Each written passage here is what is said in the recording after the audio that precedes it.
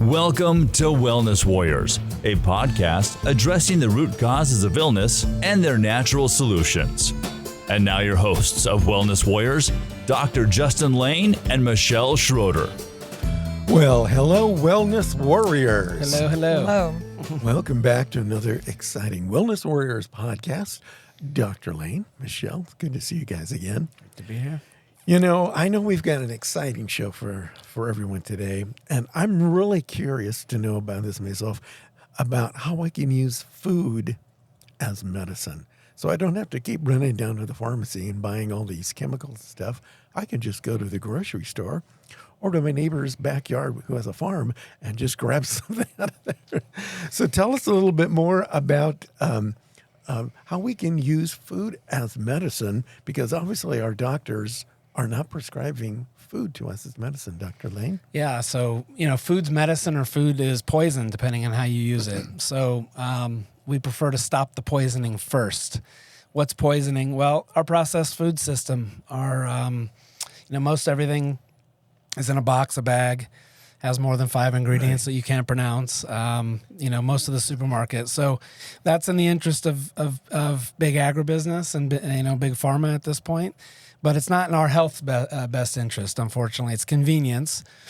So the standard American diet, what we call the SAD diet with a frown, is one of the leading causes of dis-ease in our culture, really. Our diets are what are killing us for the most part, or making us sick. So whether it's chronic illness, chronic disease, what you're putting into your body matters more now than ever, in my opinion. So that's our starting point with our clients is, what are you eating and what's going on? I can't tell you how many, Michele knows how many people are, having blood sugar problems, whether it's high blood sugar, like diabetes on an extreme end, or low blood sugar, or they're on a roller coaster all day, every day. So, what you are, what you eat is the old expression. It's very true. So that's our starting point for a lot of clients. And so a lot of people think they know they're eating healthy. They go, "Oh, I got that. I'm eating healthy." And we usually roll our eyes like, "Okay, what's your idea of healthy?" And then we see what that looks like. And, usually there's some areas for improvement, let's say. So Do you mean that I should probably stop eating organic, gluten-free Twinkies? well, you're on the Is right there track. such a thing? Oh, my God. You're on the right track with organic and gluten-free. I anyways. really So thought that's- I was being healthy here. I can't figure out why I'm so tired. So, Michele, why is it that you think that doctors simply are not prescribing food as medicine?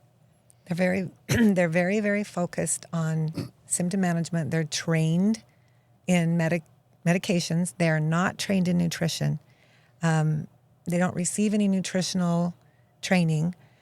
Probably I've had more nutritional training than most doctors, even though I'm not technically like a dietitian even. Yeah. But they just don't get the training or the education. And also some doctors will say, like, I went to the doctor with my mother, for example. She has type 2 diabetes. And the doctor said, you go on a keto diet. Well, not bad advice, but what is that for most people? How can they pull it off, and how can they maintain it? And how can they make sure that it's a clean keto diet, not dirty keto? And even when you go online and you get all this advice about how to eat, knowing how to apply it to yourself and when to apply it to yourself, and then, of course, knowing how to stick to things, it's confusing. And I think doctors know that, and I think that they just give the basic, go figure it out kind of advice, and most people don't do it because it's pretty overwhelming. Yeah, I can understand that. I'm going to share a personal story with you guys, if that's okay. Mm-hmm. And this is what I learned from my mom. So my mom was she's very health conscious, and she used to watch a fitness guy like every day on TV. I won't mention his name because it was a long time ago. Yeah. But he had something, his mantra was, listen, if it comes from a box or a bag, don't eat it. Just don't eat it. If you want to get healthy, you want to get strong, you want to get fit, just don't eat it if it comes from a box or a bag. If it grows in the dirt, you can eat that. If it was once alive You can eat that, but don't eat stuff that comes out of a box or a bag. He was a very, very famous guy. In fact, he was a guy that even now, I think in his 80s, he used to tie rowboats to his back and swim from San Francisco to Alcatraz just to prove that he was fit. And so it seemed to work for him. So I really agree with what you're saying. I've seen the results, personally in my life and also in my family's life, who abided by those true principles, like just start with a healthy diet. That's where everything begins. It doesn't really just start with take this magic pill and you'll grow 20 years younger. So yeah, I really respect that. And I my own life, and with my wife, she was a cancer survivor, and she opted for a more holistic approach, and she changed her diet. She cut out sugar, she cut out all this stuff. 5 years, she's cancer free. So it worked out really, really good. So I think food as medicine definitely has some viable. Is a viable alternative source there. And the basis of all healthy diets does lie in eating whole, real foods. So some of you out there might be thinking, well, this person says to do it this way, and that person says to do it this other way, and this other person says to do it this way, and everybody says it works and it's going great. But just look at what is the basis of all healthy diets, and it is to eat whole, real food and to avoid the processed junk. Yeah.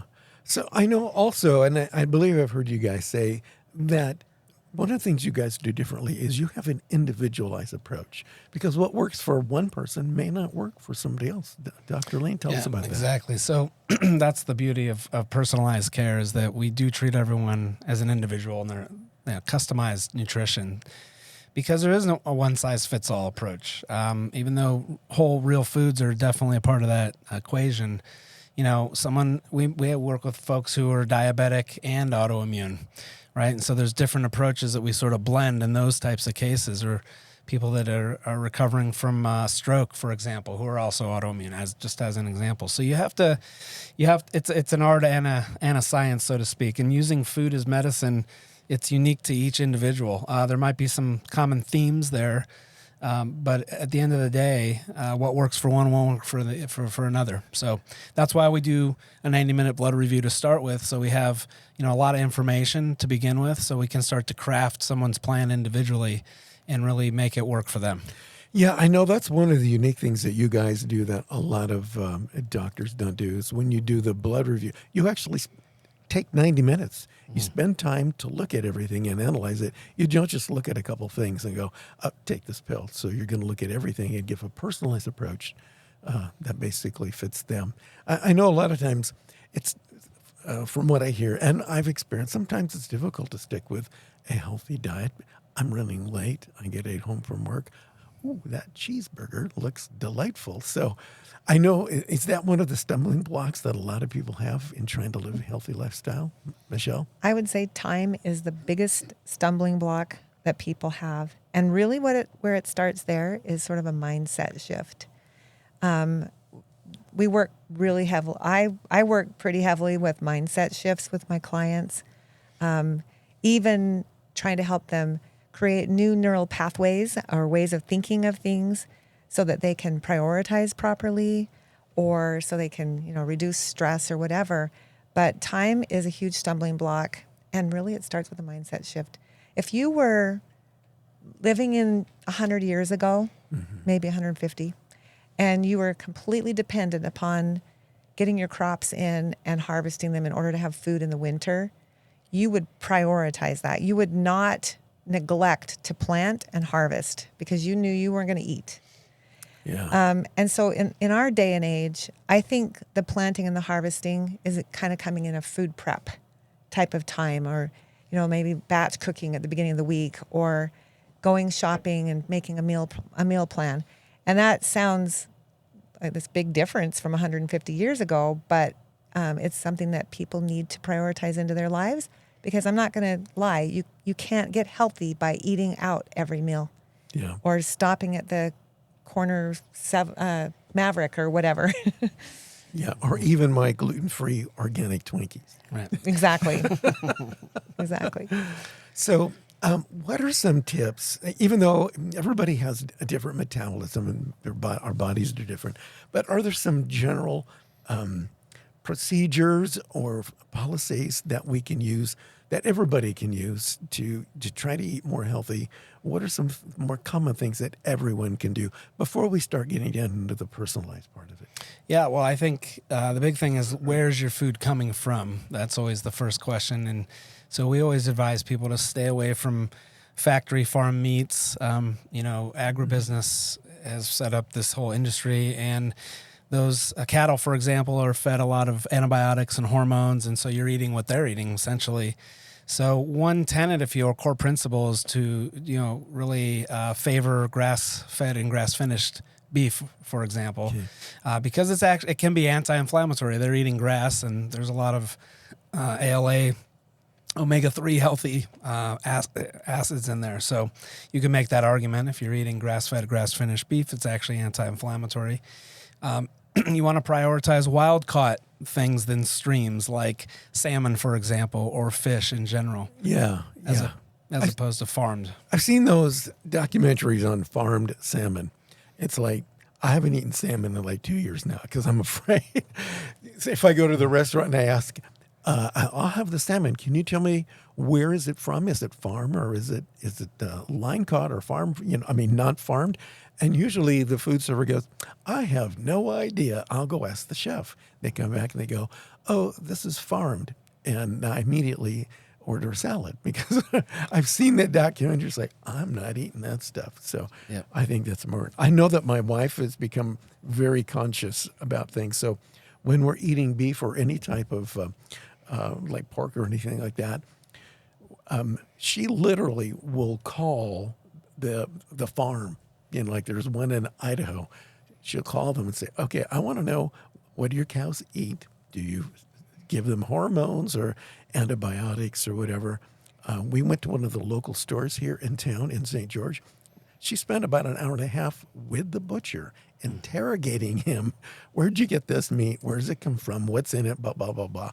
And I thought that was very helpful. And the guy was excited that we actually took the time to ask him, because he took a lot of pride in his work. And he goes, oh, you should, if you're trying to get healthy, eat this instead of this. He says, now this cut of beef won't taste as good as this, but it's better for you. So you decide what you want. I thought that was pretty amazing, that a lot of times as consumers trying to get healthy, we just take the time to ask the suppliers of our food, where does this come from? And what are you feeding these things? And where's it grown? I think that's pretty incredible. So, yeah, and I'd like to make a comment to another base. There's two other basic things that everybody can do. One is become a master label reader. And that doesn't mean just the advertising or marketing on the front of the package, but it means actually turning the product over and looking at the ingredients.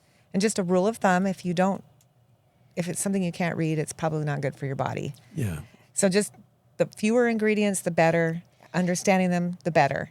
And then the other thing is just like balancing your meals. And everybody can do this. And this is important because we have a whole society of people who are insulin resistant because they're feeding themselves too much sugar, too many grains.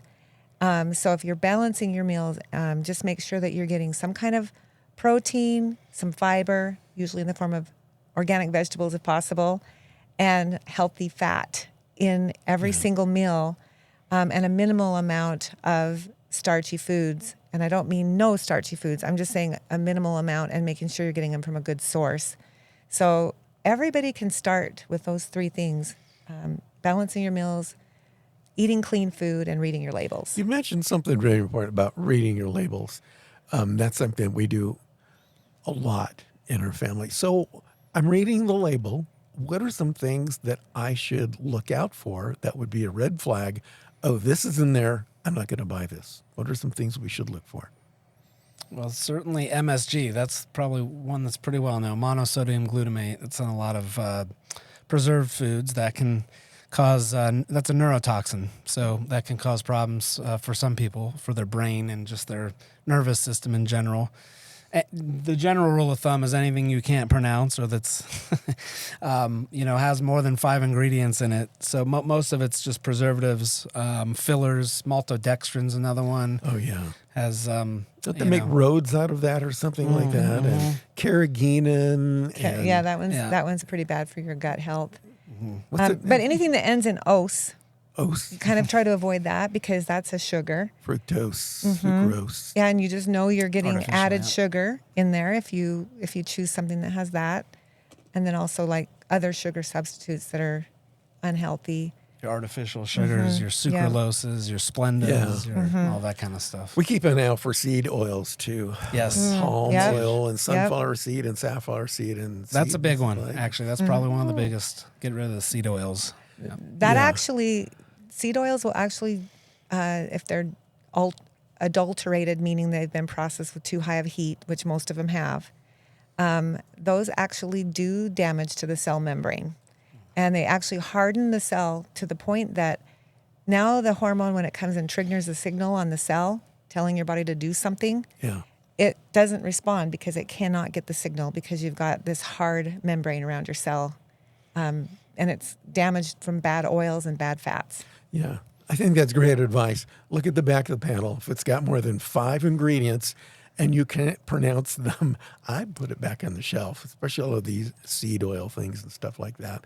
Carrageenan and maltodextrose or Maltodextrin, all the Dextrin. sucralose. These are artificial sugars that are made in the lab, basically. Splenda, sucralose, just name a few. NutraSweet, all that kind of stuff. So Yeah, I saw something online, a common ingredient. I forget what it is, but it's what they make yoga mats out of. The guy goes, "They're putting this in my food," and he goes, "Oh yeah, that's what this yoga mat is made out of." So he says the food manufacturers make it look pretty and it tastes great, but it's really not really good for you. So I think that's a good point to keep an eye out and read the labels. If you can't pronounce it, put it back and go get a carrot or something. Yeah, and there's an art to all of this, and it takes a lot of learning. I've worked with hundreds of clients, and I am shocked at how few people understand how to do all of this.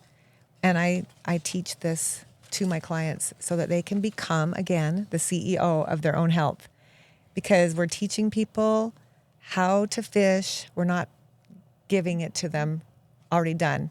So we'll teach them how to buy their food, how to source their food, what kind of foods are most healthy for them so that they really understand it. And then they can start to make incremental changes because it's not an overnight process. Yeah. So is that something you guys do if somebody comes to your office? You can actually develop a diet plan for them or a food plan that's specific to them and their individual needs. Is that something you guys do? absolutely. Yeah. No, we do that for everybody we work with. Oh. So yeah, once we know more about their health and where we need to guide them, that's where the blood work comes in. Then we do craft a plan, that's individualized for them. So let's say I stick with my plan. I'm doing really good. About how long does it take if I stick with what you guys recommend? About how long will it take before I start seeing some actual results? Well, pretty soon, depending on where you're coming from in terms of your health. And it also depends what your goals are. That's a big one for us. Back to Michelle's main point is mindset. That's really the biggest thing for most people. It's not eat this, don't eat that. Intellectually, most people understand that. They're just not doing it. So why aren't we doing it, right? It's potential power, but it's not power. Action is power. So if you know what to do, as people sometimes tell us, I know what to do. Okay, so if you're doing that consistently, we won't be talking because you'll be doing really well. So it's the mindset, really, the shift. There's a lot of emotional reasons why people eat the foods they do. There's much deeper reasons why our behavior is driven by what we do. So that's really the mindset, the mind-body piece to me is probably the most important because the body follows the mind. And if we sit with people and we really ask people what they want and why they want it, what are their reasons, what are their goals, the more specific, the better. It makes it more real. We can take you there. So it's a hard question to answer because everyone's different. Yeah. And what works for you and the time that it works for you might be different for someone else who, let's just say, is autoimmune, right? We're going to be autoimmune the rest of our life, most likely. So how do we live our best life?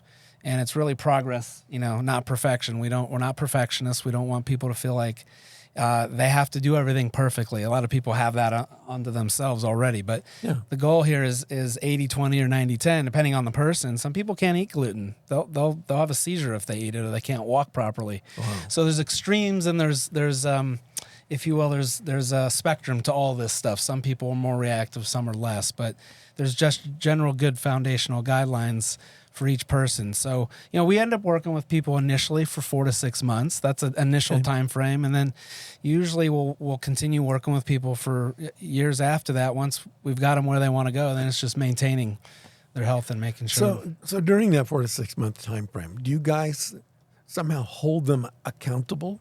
Mm-hmm. That's what health coaching really does. That's what you do. That's what I do. The carrot and the stick. Yeah. And I usually like to use the carrot, meaning that I think people do better when they can really design what they really want in their life and keep themselves focused on a really good, resourceful state. And I'm very good about we design something, it's an experiment. They come back, how did the experiment go? We redesign, because we are meeting people where they are. We meet them where they are with their time, with their mindset, with everything that's going on with them, so that we're not just here's your protocol, now go and do it. That is not what we do. I particularly help them design a plan, and when that plan stops working, we redesign it to something that will work for them, keeping them in a forward motion, not expecting perfection overnight. I will say there are a lot of people that come, they get super good results. Just in 2 weeks, they start to feel so much better. But if you have away from motivation, I don't want to be sick anymore. I don't want to have pain anymore. And I want to get away from that. So you move over here and you go full bore into your new eating habits, and you start to move away from the pain and move away from this. Pretty soon, your motivation decreases. It goes down. So what you really need is forward motivation. What am I running to? What am I going to? Got it. And that's what do you want with your life, and how, and that maintains the motivation, because then you're, even if you move away from the pain, you still have something to pull you forward into a better life. So that's really important. And some people know more what they don't want than what they actually want. So sometimes we start with what they don't want. What don't you want? And in that process of brainstorming, they figure out what they want. And so that's where we move towards. Be like, I don't want to have any more headaches. Right. Something like that. Well, guys, it has been a joy and delight. My two favorite wellness warriors. Dr. Lane, if somebody has any questions, they'd like to set up an appointment, how can they get a hold of you? Well, they can certainly call or text our office at 435-246-7642. I think we'll hopefully have that below, but also can check us out. Our website is elementalnaturalmedicine.com. We do have a little bit of a screening process when we take new clients. Primarily, we want folks who are motivated to improve their health, and they're willing to make diet and lifestyle changes. Those are two key things for us. Michelle, how can somebody get a hold of you? Yeah, same. Go to my website, kmichelleschroeder.com, and there's a little tag at the bottom on the front page where they can book a call with me. Great. Well, I want to thank you guys for being here with us today on the Wellness Warriors. We'll see you guys again next time. Take care. All right. Thank you. This has been Wellness Warriors, giving people the knowledge to have a healthy and vibrant life. For more information, elementalnaturalmedicine.com and kmichelleschroeder.com. We invite you to join us next time for another edition of Wellness Warriors.